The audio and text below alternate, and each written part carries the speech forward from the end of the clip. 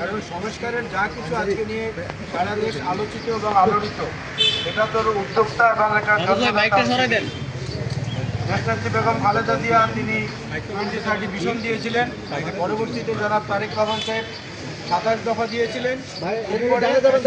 আন্দোলনে সবাইকে সাথে নিয়ে পরিমার্জন এবং পরিবর্ধন করে এটাকে 31 দফায় পরিণত করা হয়েছে। তত্ত্বাবধায়ক বর্তমান যে অন্তর্বর্তীকালীন সরকার তারাও কিন্তু এটাকে গ্রহণ করেছে। সুতরাং এই যে রাষ্ট্রীয় পর্যায়ে এটা এখন একটা মর্যাদা পেয়েছে, আমাদের মূল কৃতিটা এখানেই।